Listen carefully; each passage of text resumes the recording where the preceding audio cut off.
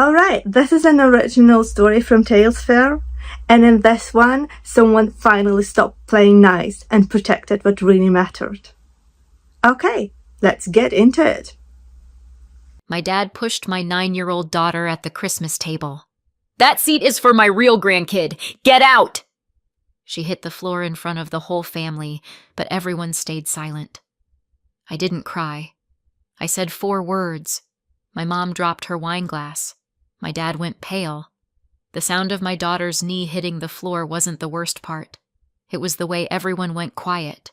Not the normal quiet you get when someone says, "Let's say grace," and everyone pretends they aren't already chewing. This was the kind of silence that has weight, like a blanket, like a verdict. I'm Leah. I'm a single mom, which means I've perfected 2 skills: pretending I'm fine and carrying way too much in one trip. I used to think I could handle my family as long as I stayed small enough, smile enough, apologize for taking up air. Christmas Eve at my parents' house was my annual reminder that staying small is still taking up too much space if the wrong person decides you don't belong. The dining room looked like a catalog got into a fistfight with a nutcracker. Garland on everything. Candles that smelled like winter pine, which is a polite name for tree sap and lies. My sister Chelsea had insisted on matching sweaters. Hers was cute, of course. Mine looked like I'd lost a bet. My daughter Maisie kept tugging the sleeves of hers down over her hands because she was 9 and the sweater was made for a child Chelsea described as a petite angel. Translation: not my kid. At the head of the table, my dad held court the way he always did. Fork like a scepter, his laugh big and loud and a little too pleased with itself. Chelsea's daughter Poppy was perched in the seat closest to him, the one everyone treated like holy ground. The seat that always ended up with the best plate and the first refill. The seat that somehow belonged to family more than the rest of us did. Poppy is 5, blonde curls, big eyes, and a talent for getting what she wants with a single sigh. Everyone calls her Grandpa's girl, like that's a title you can win. Maisie watched all of it with the careful face of a kid who's learned to read rooms before books. It makes you proud, and it breaks your heart at the exact same time. Dad's mood had been festive. That's the nicest way to say it. He'd made one of his little comments when I walked in. "Well, look who made it," he said, like I'd shown up to a party I wasn't invited to. I smiled anyway, because that's what you do when you're trained. Smile. Make it easy. Don't give him a reason. Then at dinner, he started in with the jokes. "Blood's thicker than eggnog," he said, lifting his glass toward Chelsea like they were sharing a private punchline. Chelsea laughed too hard. Mom laughed too quietly. Aunt Linda laughed like she was paid by the chuckle. Maisie didn't laugh. She just kept her hands folded in her lap, like she'd learned that laughter could be used against you. I clocked it, swallowed it, kept my eyes on my daughter. And then, because my family loves tradition, we got to the part where everyone pretends it's normal. Maisie stood up with her little paper place card. Chelsea had made them, with glitter and everything. And she walked toward the table with this small, hopeful smile. She wasn't trying to steal anyone's crown. She just wanted to sit down. She wanted to be included, like kids do, before the world teaches them that belonging is something you have to earn. She got close to the special seat, not even because she wanted it, because Chelsea had put her card there, which is almost funny in a dark way, like the universe has a wicked sense of timing. Dad saw the card, saw Maisie's hand, saw her about to pull out the chair, and something in his face snapped. "That seat is for my real grandkid," he barked. Maisie froze.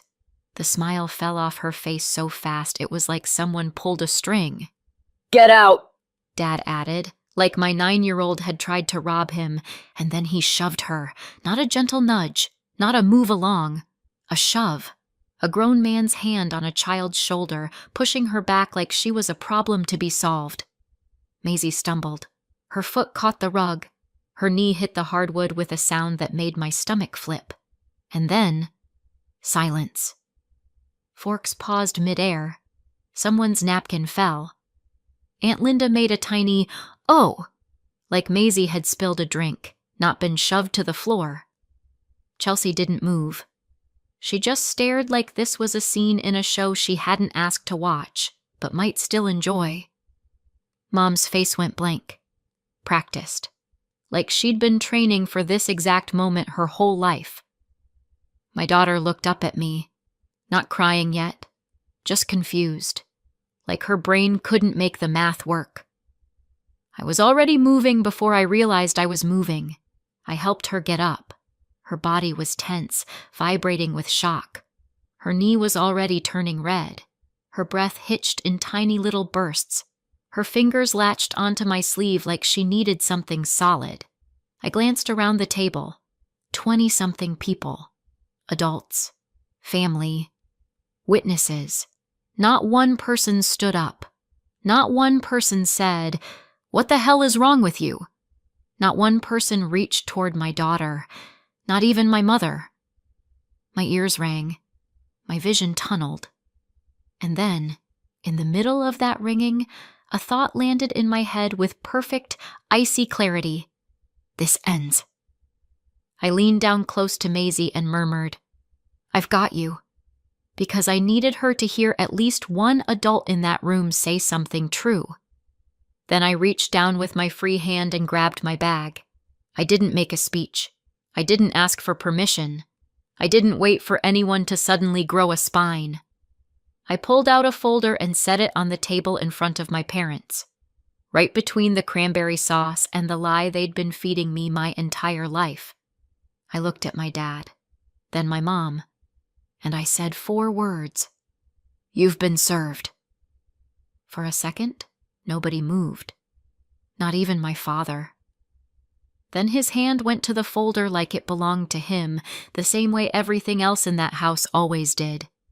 He flipped it open. His eyes scanned the first page. My mother was still holding her wine glass, frozen halfway between the table and her mouth, like time might pause if she didn't blink.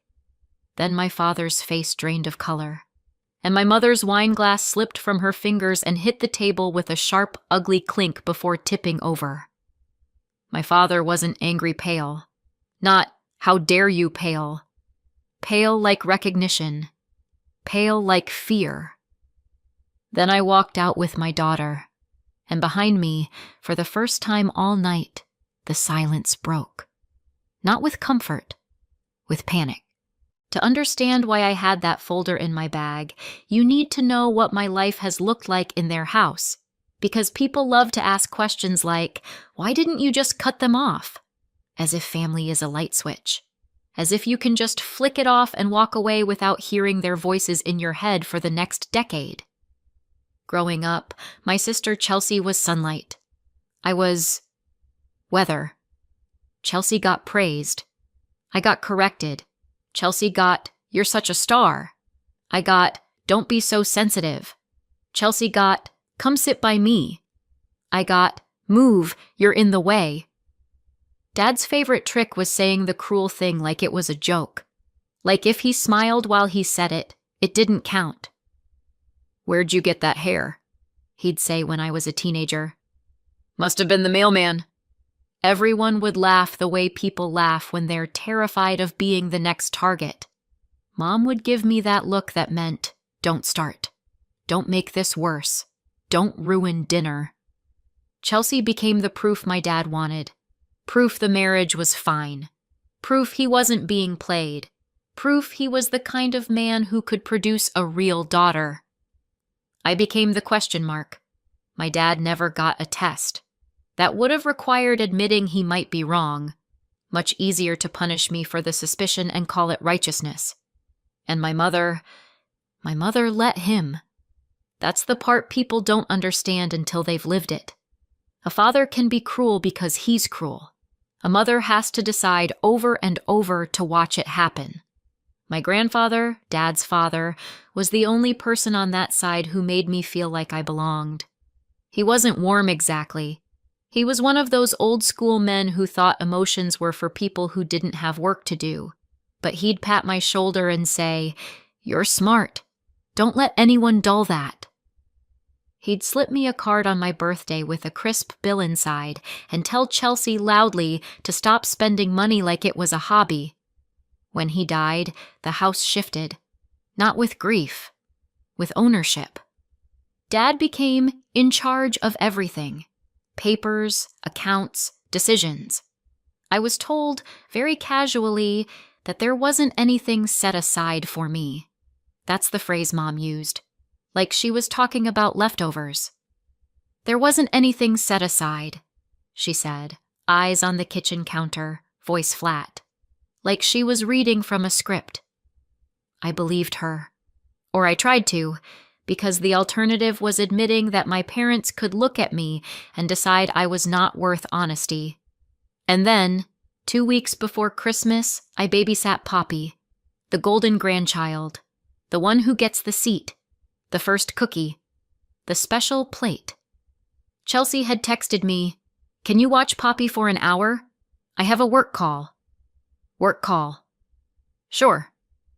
Chelsea works from home in the same way I do yoga when I stretch for the remote. I said yes because Poppy is 5 and she likes me in the way kids like adults who don't make them audition for affection. Also because I'm still infected with that old family disease. Maybe if I'm useful, they'll treat me better. Chelsea left. The house was quiet. Poppy played with dolls. I cleaned up wrapping paper because apparently my role in that family is helper, not person. Chelsea's laptop sat closed on the coffee table. Asleep. Innocent. Not my business. Poppy, however, saw it like a shiny forbidden toy. She flipped it open like she'd done it 100 times. The screen glowed. A password box popped up. And Poppy, tiny fingers, serious face, typed the password. Like it was her name. Like it was a game. I froze, because kids don't know passwords unless someone lets them. I walked over and said gently, "Hey, sweet pea, that's not a toy." I reached to close it. And that's when the laptop woke up fully. A PDF popped back onto the screen like the computer had been holding its breath, and right at the top, in bold letters, was my grandfather's name. I stopped breathing. I sat down. Not because I was being nosy, because my body understood something before my brain did. This matters. I skimmed fast and focused. The way you read when you're afraid of what you'll find, but more afraid of what you already suspect. There were headings, official-looking ones. Trust. Beneficiaries. My throat tightened, and then I saw it. My full legal name. Not a nickname. Not Leah, maybe. Not other child. My name. Printed. Clean. Undeniable. I scrolled again. Carefully. Like if I moved too fast, the truth would disappear. A page titled Distribution Summary was half visible. One line jumped out at me because it had a date I remembered in my bones. The month I'd asked for help with a deposit on a safer apartment after a break-in. The month Dad had laughed and said, "You should have made better choices."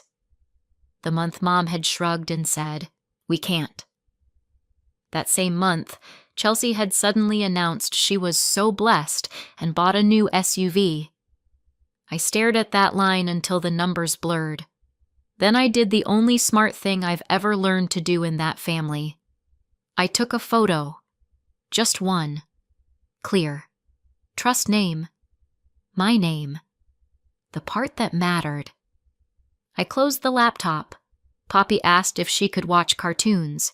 I smiled at her like my world hadn't just tilted. "Yes, honey," I said. "Pick one." That night, after Chelsea came home and chirped, "Everything fine?" I said yes, because I needed time. And because confronting people like my parents without a plan is like walking into a hurricane with an umbrella. 2 days later, I sat across from a woman named Rebecca Shaw in a small law office that smelled like coffee and competence. I slid my phone across the desk. Rebecca studied the photo for all of 5 seconds before her expression changed. Not shock, not confusion, recognition. The kind of look you give when you've seen this pattern before. "If your name is on it," she said, voice calm, "trustees don't get to decide you don't count." I swallowed. Even if they think whatever they think," Rebecca cut in. "Ink beats opinions." I didn't call my parents. I didn't ask Chelsea. I didn't clear the air. I let Rebecca do what she does, quietly. And when Rebecca handed me a folder a few days later, I didn't open it in the parking lot like a movie character. I sat in my car and stared at it like it was a bomb. Because it was. Not the explosive kind, the life-changing kind. For days, that folder lived in my bag. I took it out, put it back, took it out, put it back. I told myself, after the holidays, not at Christmas, not in front of everyone. Don't be dramatic. Don't ruin things. I told myself I could get through one more dinner. I told myself I could keep the peace. And then my father put his hands on my child, and waiting stopped being a choice. Maisie was quiet in the car. Not the normal quiet where she's plotting how to convince me that dessert counts as a food group.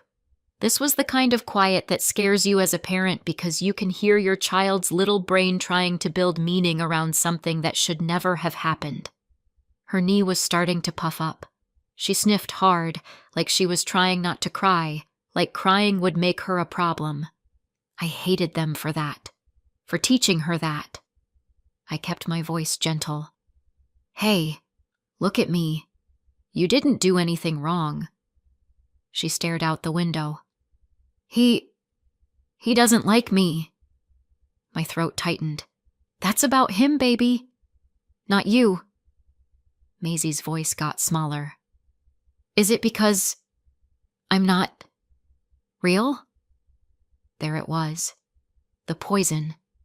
Passed down like an heirloom. I pulled the car over for a second because I needed my hands steady. "No," I said, and I made the word a wall. "You are real. You belong with me. Always." She nodded like she wanted to believe me, like belief was a thing she had to earn. I drove the rest of the way home with my jaw clenched so hard my teeth hurt. Now, because I know some of you are already asking, what was in the folder? Here it is. The payoff. The thing I didn't explain at the table because my family doesn't deserve speeches. That folder wasn't a threat.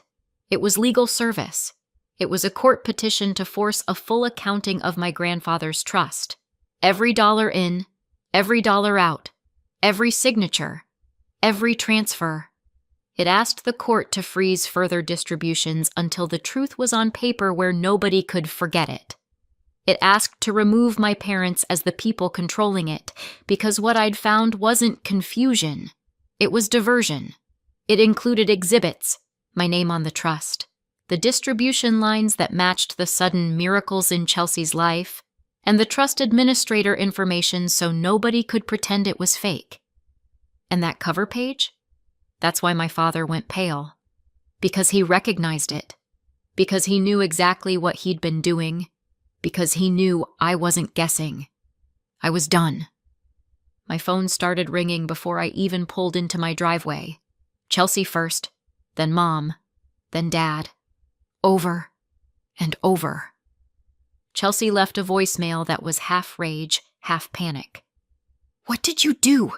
Are you insane? You're ruining everything!" Mom's voicemail was a sobbing whisper.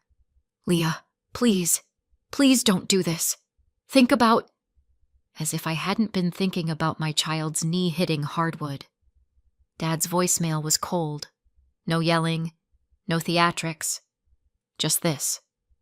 "You're not taking anything from this family." I didn't call back. I got Maisie settled on the couch in her leggings and an old hoodie, pressed an ice pack to her knee, and made cocoa with extra marshmallows because sometimes parenting is just knowing when to add sugar to pain. We watched a Christmas movie on the couch, Maisie tucked against my side like she was afraid the world might shove her again if she moved.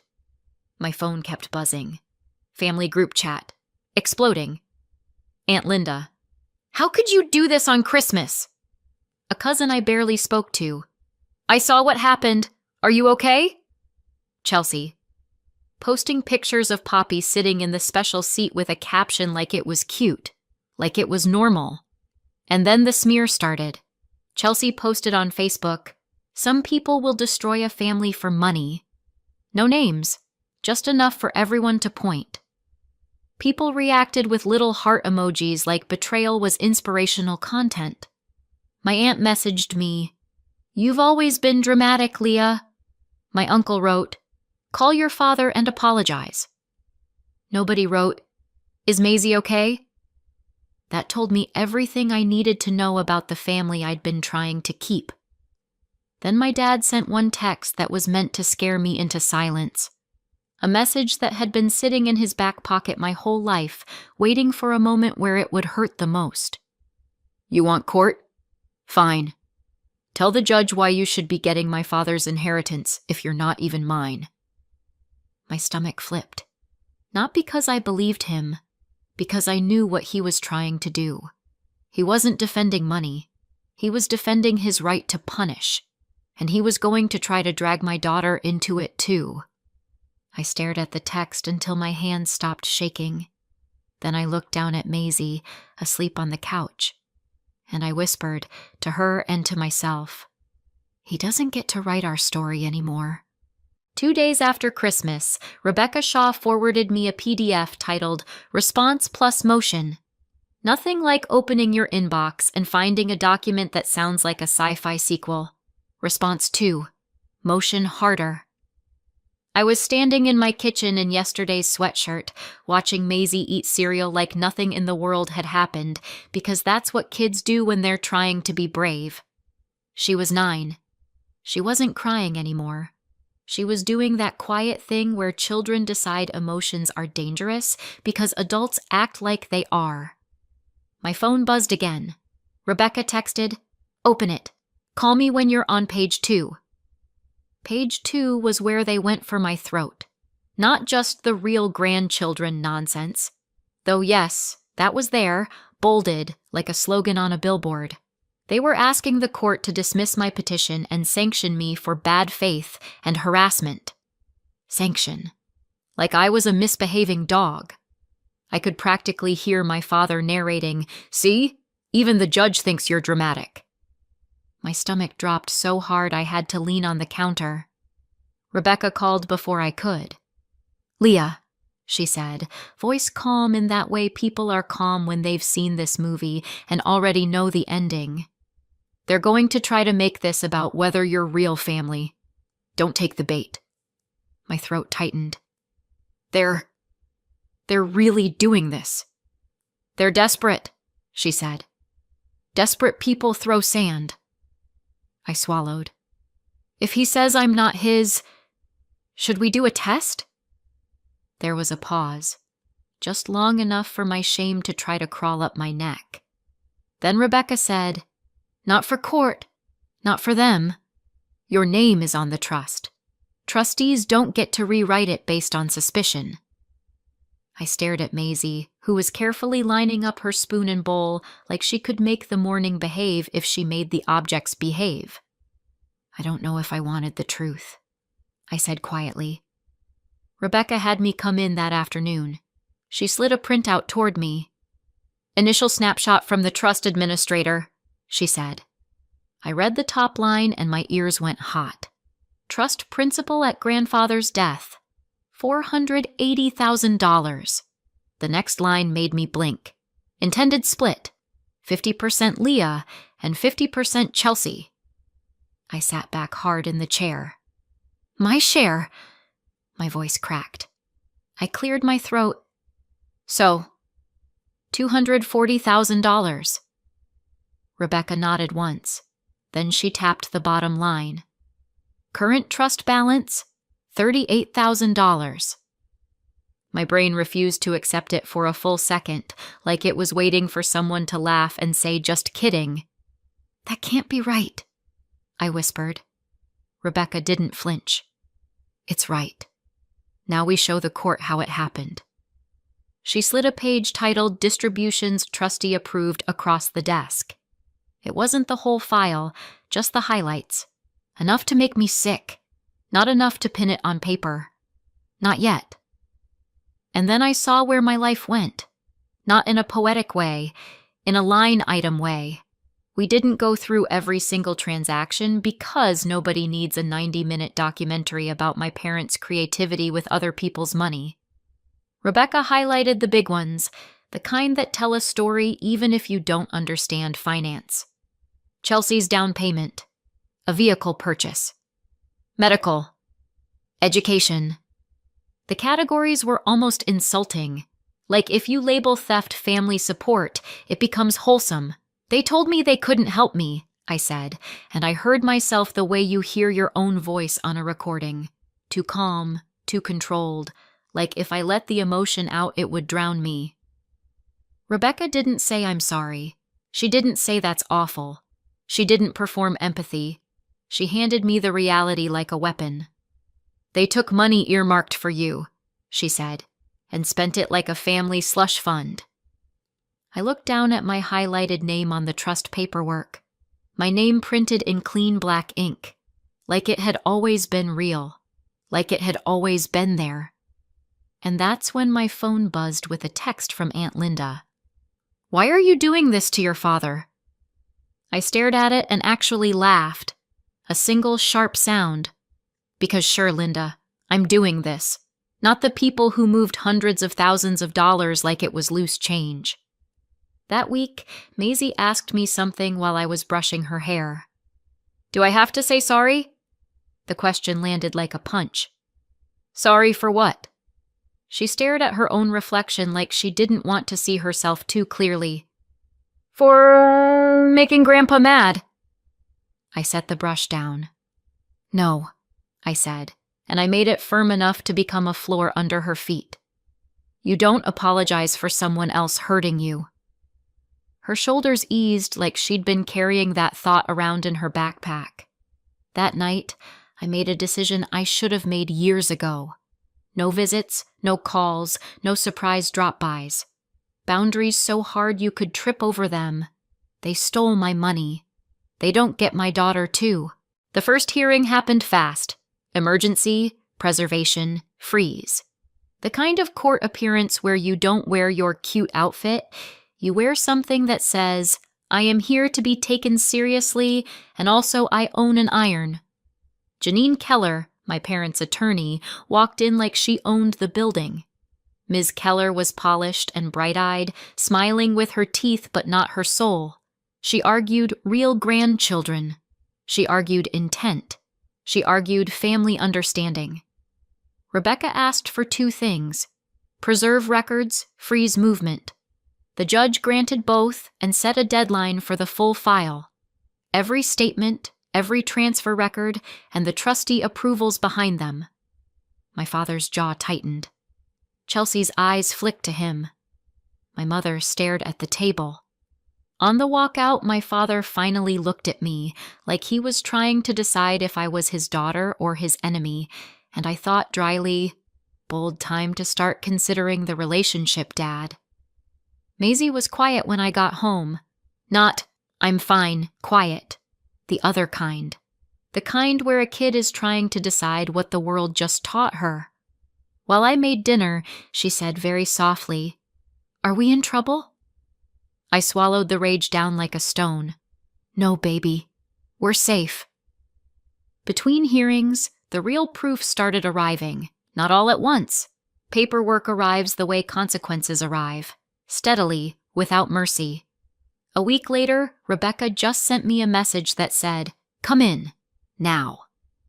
I sat across from her again, and she slid one page onto the desk like it was a loaded gun. "Look at the approvals column," she said. I scanned down. Signatures, initials, authorizations, and then my eyes landed on it. My mother's signature. Not once. Multiple times. My stomach dropped. I didn't hear the next sentence Rebecca said. I just stared at the ink, at the curve of my mother's handwriting, at how casually she'd signed off on it, like it was routine. I thought it was just my father, but she knew. She knew the whole time. I didn't cry. I felt steady. The next hearing felt like walking into a room where everyone already knows the secret, and you're the last one pretending it isn't there. Ms. Keller tried one last time to pivot to biology. Rebecca didn't even blink. She kept it simple. My name is on the trust. Trustees have duties, signatures prove intent, and family rumor is not a legal defense. The judge didn't give a speech. He gave a decision. I win. My share was $240,000. The court ordered my parents to pay it back plus interest, plus my legal costs, plus penalties, $368,000 total. My father looked stunned. Chelsea went stiff. My mother didn't move at all. I didn't feel victorious. I felt lighter. Not happy, just lighter. Winning in court doesn't feel like fireworks. It feels like your body finally lets go of something it's been clenching for years, and then you realize you don't know how to stand without it. When I got home, Maisie was at the table doing homework, tongue sticking out in concentration like we were just a normal Tuesday family, like a judge hadn't just put a price tag on my parents' betrayal. I tried to make dinner. I tried to act like I wasn't shaking. I tried to be the version of myself who believes closure is a real thing. Then I went into my room and saw the box. Small, plain, ugly, the paternity kit. Ms. Keller's little gotcha, mailed to me weeks ago like a dare wrapped in cardboard. Rebecca had told me, flat, firm, don't touch it. Not for court, not for them. Don't let them drag you into the mud and call it truth. And I hadn't. I'd let paper beat rumor. I'd let ink beat cruelty. But now the case was decided, and the question was still sitting there like a live wire. I stared at it long enough to hear my father's voice in my head. Real grandkid, real family, real. And then I thought of Maisie's knee on hardwood. I grabbed the box, not because I owed anyone proof, because I was tired of carrying doubt like it was my birthright. Inside, everything was neatly arranged. Of course it was. My father didn't just want to be right. He wanted the packaging to match. His sample was already included. That part almost made me laugh. Not funny laugh. The other kind. The kind you do when someone's audacity is so committed, it becomes art. I didn't read the instructions. I didn't light a candle. I didn't make it a moment. I swabbed, sealed, and shoved it back into the mail like I was returning something that never should have been sent. Then came the waiting. You'd think waiting would be calm after court. It wasn't. Every day I checked for updates like a compulsive habit. Every day I told myself it didn't matter. Every day it mattered anyway. Maisie kept processing in her own quiet way. The first few nights she hovered near me like she was bracing for another shove from the universe. Then one evening, as I tucked her in, she said very casually, I don't want to go there again. No tremble. No question. A decision. And something in my chest cracked open. Pride, grief, relief, all stacked together. The email came on a Tuesday, because life loves dropping grenades into ordinary days. I opened it alone at my kitchen counter, read it once, twice, 3 times, like the words might rearrange themselves into something kinder. Biological match. I'm his daughter. My first feeling wasn't relief. It was fury so clean it made me cold, because it meant the suspicion was wrong and the cruelty was still deliberate. It meant they could have ended this years ago with 1 test and 1 ounce of decency. They didn't want clarity. They wanted a license. So I sent the results. To both of them. No long message, no explanation, no invitation to respond. Just, "You built my whole life around a lie. Here's the truth." Then I blocked them, and I thought that would be the end of it. It wasn't. A week later, my doorbell rang, and I looked through the peephole and saw my mother standing there alone, hands clasped like she was about to ask for forgiveness the way you ask for a favor. Maisie was at school. Thank God. I opened the door just enough to make it clear I was listening, not welcoming. My mother's eyes were swollen, not in a dramatic way, in a tired way, like she'd been crying at the mirror and losing. She didn't start with, "I'm sorry." She started with strategy. "Your father, he's been different," she said. "He asked about Maisie." I said nothing. "He wants to see her," she rushed on. "He wants to be a family. Now that we know. Like love is a subscription that activates when the lab confirms you qualify." Then she finally cracked, and the truth came out in the only way it ever comes out after years of silence. Messy and too late. "Before you were born," she said, voice shaking, "I slept with someone else. Just once.